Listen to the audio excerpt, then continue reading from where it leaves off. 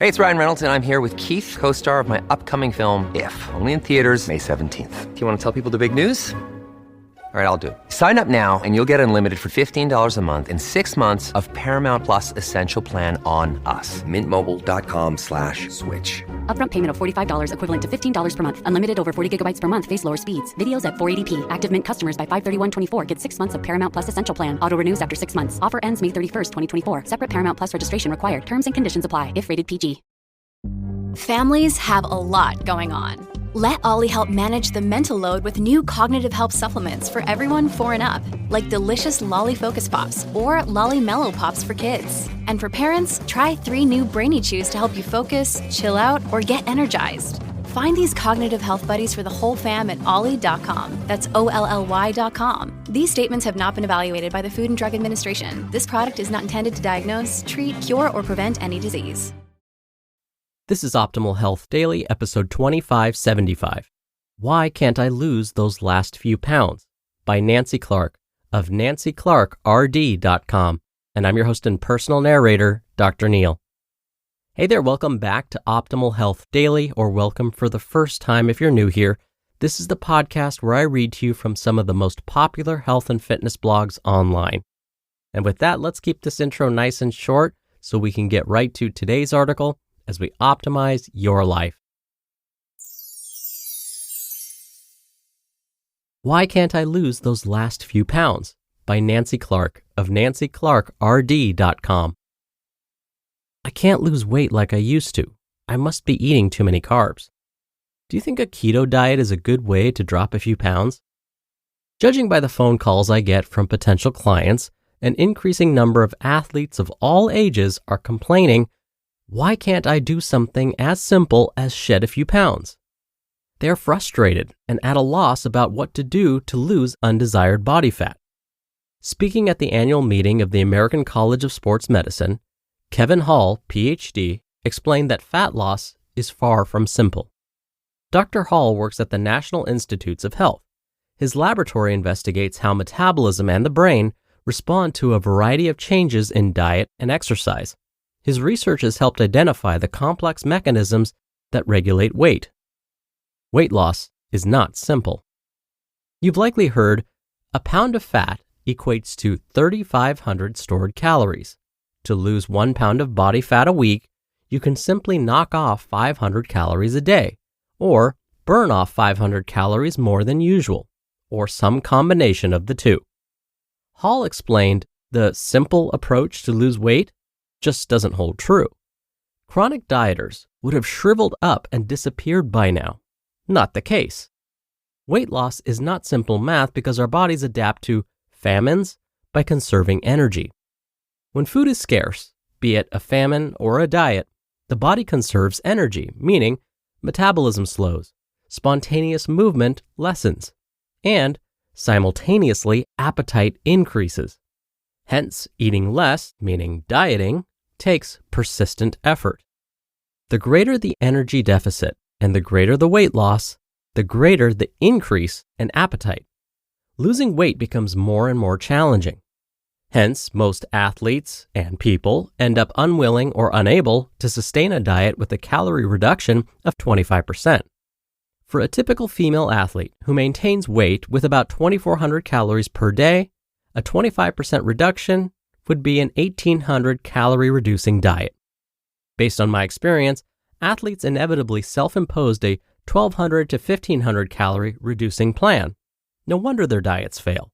The stricter the diet, the hungrier the dieter, and the bigger the backlash. The dieter ends up devouring way too much ice cream, too many cookies, too many chips, and so on. The bottom line, learn how to eat competently by working with a registered dietitian who specializes in sports nutrition. Is keto the answer? So often I hear frustrated athletes ask, what if I just do keto or paleo or fill in any other trendy diet for a bit and then go back to eating normally? When dieters have managed to successfully lose weight, they can't go back to eating like they used to eat. These dieters need fewer calories to support their lighter bodies. For each kilogram or 2.2 pounds of weight lost, a dieter requires about 25 fewer calories less per day. Hence, dieters who lose 10 kilograms or about 22 pounds need about 250 fewer calories per day to maintain their new reduced weight. Unfortunately, appetite-regulating hormones nudge them to want to eat more than that. This gets to be a tiring fight, and most folks lose the battle of the bulge. The bottom line: living in food and exercise jail to attain or maintain a desired physique requires a lot of energy. If life stresses are draining your energy, you might be trying to lose weight at the wrong time in your life. Are carbs the problem? What if you could lose weight by cutting carbohydrates but not calories? Diet gurus have promised this for years, as do today's keto supporters. Anti-carbers claim high-carb diets lead to excess insulin secretion, hunger, excessive eating, and fat gain. Low-carb diets are touted to reduce insulin, hunger, and promote easy fat loss. Not so simple. Despite popular belief, simply knocking off starches like bread, pasta, and grains, and sugary foods does not guarantee fat loss, unless it creates an energy deficit. That is, eliminating a serving of rice from dinner can knock off 200 calories. But does the hungry dieter then indulge in a pint of sugar-free ice cream or a keto bomb? The carb-free equals calorie-free attitude easily wipes out the deficit created by cutting out carbs. Hall's research does not support the carb insulin theory that carbs are fattening. His research indicates subjects in a metabolic ward who ate as much as they desired of a high-carb, high-glycemic diet that spiked blood glucose and led to high levels of insulin did not gain body fat.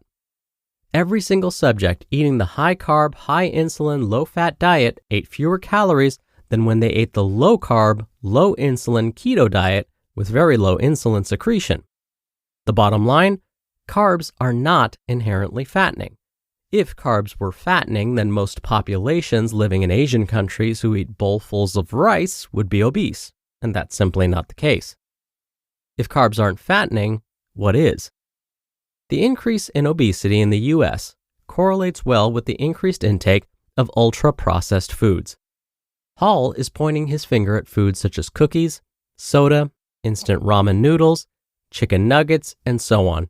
He has researched the impact of 2 weeks of an ultra-processed convenience food diet versus 2 weeks of a homemade natural foods diet. The menus were very carefully designed to be equally tasty. The subjects reported no differences in pleasantness between them. They ate as much as desired. With the ultra-processed diet, the subjects consumed about 500 more calories a day compared to the unprocessed diet. They gained weight during those 2 weeks and lost weight without trying to do so with the unprocessed diet. Because both diets offered the same amount of sugar, carbs, and fat, those nutrients did not drive the weight change. So what's going on? Hall is currently looking at why ultra-processed foods easily led to weight gain. The bottom line: until we know more, your best bet is to limit ultra-processed foods. Fret less about sugar and carbs and more about the processing. Somehow, find time to prepare meals. As a parent, think about teaching your kids to cook. Hopefully, you'll all enjoy the Eat Well, Stay Healthy diet. You just listened to the post titled, "Why Can't I Lose Those Last Few Pounds?" by Nancy Clark of nancyclarkrd.com, and I'll be right back with my commentary. We're driven by the search for better, but when it comes to hiring, the best way to search for a candidate isn't to search at all. Don't search, match with Indeed. Indeed is your matching and hiring platform with over 350 million global monthly visitors and a matching engine that helps you find quality candidates fast. Ditch the busy work. Use Indeed for scheduling, screening, and messaging. 93% of employers agree Indeed delivers the highest quality matches compared to other job sites.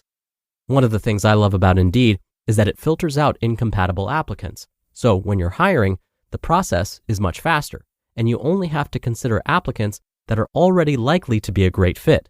And listeners of this show will get a $75 sponsored job credit to get your jobs more visibility at Indeed.com/healthy.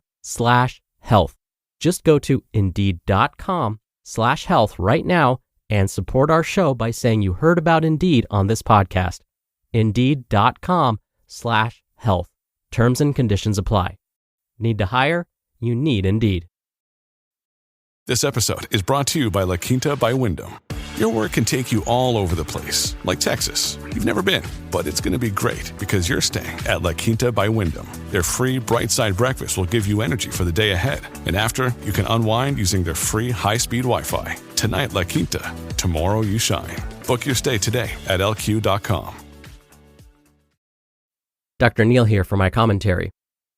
Going back to the idea that carbohydrates are the enemy of weight loss, studies have tried to answer this same question, not just Dr. Hall's study, as Nancy mentioned in today's post. Recently, a meta-analysis looked at 61 published studies on this topic. I love looking at meta-analyses because they are giant studies. They analyze already published articles, which makes them a really powerful way to look at research trends. So, this meta-analysis tried to answer whether low-carbohydrate diets were better for weight loss when compared to more balanced carbohydrate diets. The authors of this meta-analysis looked at the short-term effects of following this type of diet as well as long-term effects. And they found that in the short term, meaning after following the diets for anywhere from 3 to 9 months, both groups lost about the same amount of weight, about 2 pounds. This was also true in the long term, meaning when people followed the diet for 1 to 2 years. But in fact, the difference in weight lost with the long-term studies was even smaller, less than 2 pounds. So the bottom line is, it's not necessarily carbs that's stopping us from losing weight, but maybe the type of carbohydrate and our overall calorie intake. And I know there'll be lots more studies looking at this same topic in the future, and I'll definitely share those with you as I see them. All right, that's another edition of Optimal Health Daily. Thank you so much for listening. Thank you for listening all the way through. Thank you for sharing this show with someone. That's one of the best things you can do to keep this show going. I hope you have a great rest of your weekend, and I'll be back here with more tomorrow, where your optimal life awaits.